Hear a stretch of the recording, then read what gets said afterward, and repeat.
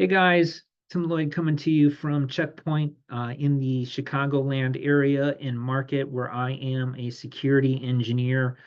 Welcome back to my channel. It's been a while since my last video or demo, and I came across this interesting problem with one of my customers blocking SSH over non-standard ports. Um, can be a complex problem to solve depending on the environment. But I thought you guys might appreciate that. So I want to spend 15 minutes or so talking with you about it and introducing to you at least the way we went about solving this problem.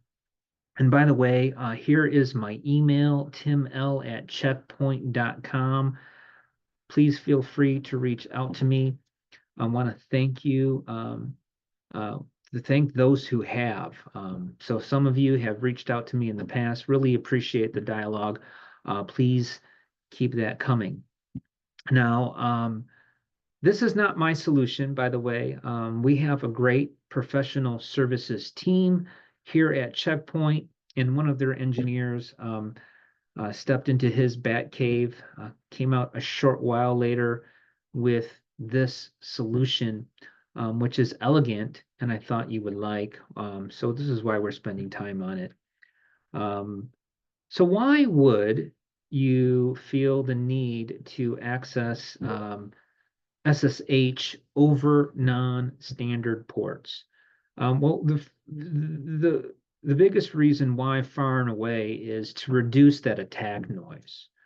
Port 22 is heavily scanned by bots and attackers looking for vulnerable endpoints. And so using a non-standard port avoids all of that noise, right?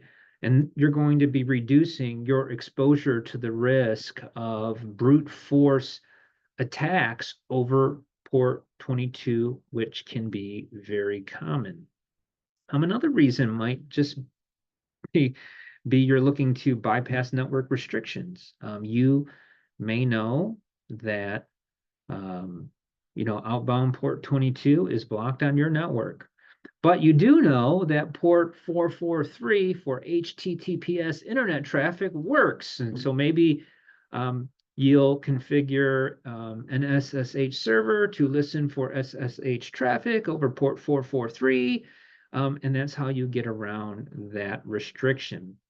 There are a number of reasons, other reasons, as you can see on the slide, but without question, this is about security through obscurity, which isn't real security, right? We're just slightly hiding the service from casual scans by doing this. But why would you want to block SSH traffic over non-standard ports? Well, organizations develop security policies that say you can't do it.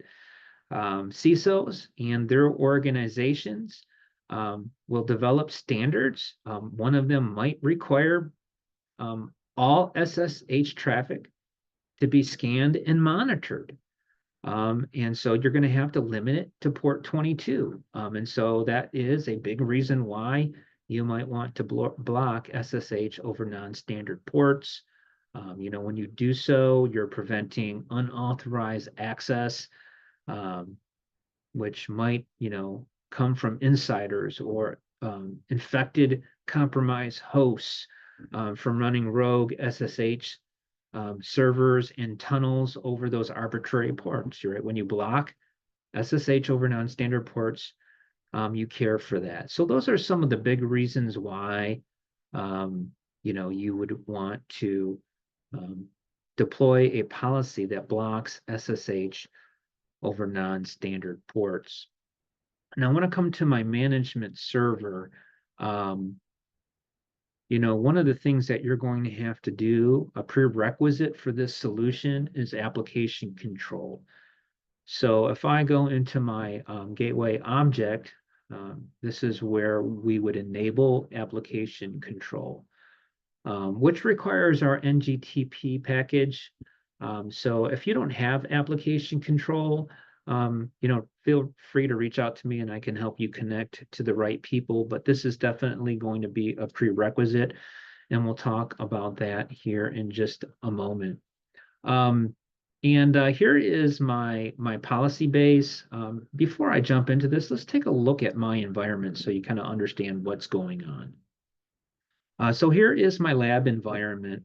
I have a Checkpoint 3600 firewall. On the outside of my firewall, right, I have my internet ingress coming through a Netgear cable modem. And I also have this Mac Mini sitting out here connected into the same router. On the inside of my network, I have this switch, this MANA switch connected to upstream to my Checkpoint firewall. Most of my endpoints access my network through this Orbi Wi-Fi router, which is connected into my switch. My work laptop that I'm on right now is connected through this Orbi Wi-Fi router. And what we're going to do is we're going to show you, or we're going to establish an SSH connection from my work laptop, which is going to hit the Orbi. It's going to go to my managed switch, and then it's going to travel upstream through the Checkpoint firewall. It's going to hit a rule and be passed on, and then it's going to establish SSH over port 443 on my Mac Mini. So that's what we're going to do.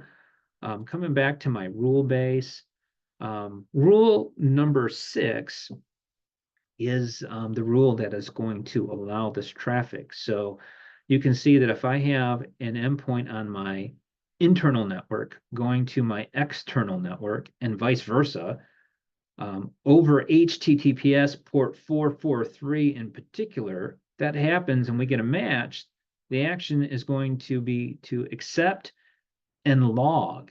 And this is the rule that is going to allow me to establish SSH over non-standard port 443, right? Notice there's no SSH here. There's no port 22 that is open. We don't need it. So let's do it right now. Let's open up a PuTTY. I've got a profile for my Mac Mini, port 443, SSH. If I click on open, there it is. So I can log in.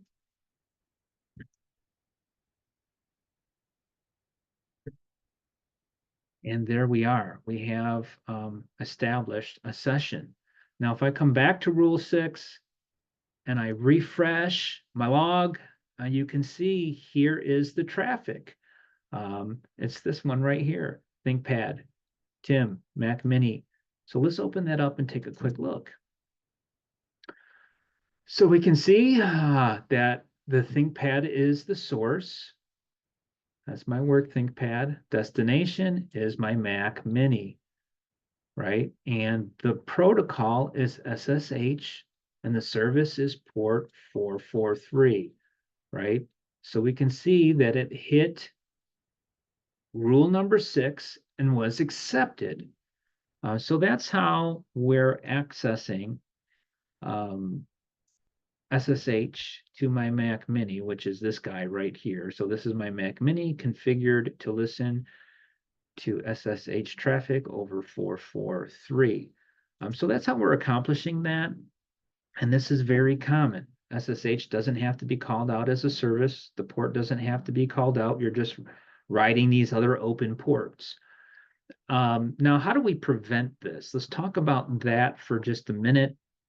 I've got a couple of rules I'm going to enable. Let's do that right now. I wrote these beforehand so I wouldn't have to spend time in a demo writing rules. So let's publish in and push that policy. Standard policy, access control, install. All right, so while that's installing, what's going on here, right? So first of all, we enabled rule 4 and 5. If we look at rule 4, let's just walk through it together for a moment. Rule 4 is saying anything that's on the inside of my firewall going to the external network outside of my firewall running SSH over port 22 will be accepted and logged.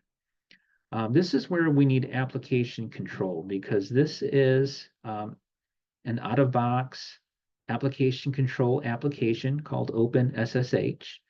And we can open it. We'll take a look at a couple things. You can see that it's using application signature, which is where the application control blade comes into play. And it's looking for a match of SSH over port 22. Both things have to be true. And we can see those match settings here, right? So this is how we're ensuring that SSH over port 22 is accepted. Now let's look at rule number 5. Rule number 5 is slightly different. Rule number 5, let's walk through it together, is saying any endpoint coming from my internal network going to the external network running SSH on any other port will be dropped and logged. So let's look at this Open SSH any. It is a copy of the Open SSH object, so you can just clone it. And you can see that it's using application signature to discover SSH over any other port, right? And the way that we configure this is we come to the match settings menu and we choose any down here. So the logic is SSH over any other port will be dropped and logged. So that's the logic. And it's been published and it's been installed. So if I close this PuTTY session and try to open another one, what we're going to find is that it fails. So let's just do that. Let's load my profile. Mac Mini 443 SSH open. And you can see that it just hangs. It's just hanging. So it can't establish a connection. So we can close that out. And if we refresh, one of the nice things I like about Checkpoint as it relates to logs is you can click on a rule and quickly see the relevant logs. And so you can see some recent drop traffic here. So if I open this up, you can see that the source is my ThinkPad, right? The service is 443. The protocol is SSH. The destination is my Mac Mini. It came to rule number 5 and it was dropped. That's the action. Block SSH and everything else is the name of the rule. So that is how we can accomplish allowing SSH over port 22 and blocking it everywhere else. Now, a quick warning. Do not just take these 2 rules and throw them into your environment because you're going to break things downstream. I guarantee you.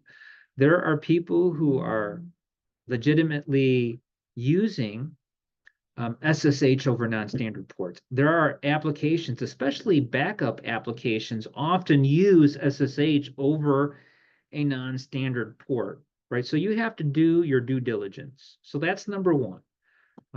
You've got to do the due diligence. You got to understand your rule base. You have to understand the applications working in your environment and what the requirements are before you just go drop these rules into your rule base. The other thing that I think is worth calling out is this could be a complex project. My rule base is pretty simple. I've got like 5 sections and 20 rules. So it's a pretty simple rule base. However, even in this rule base, you can see just by inspection, we enable rule 4 and 5. These are our new rules, but you can see rule 3.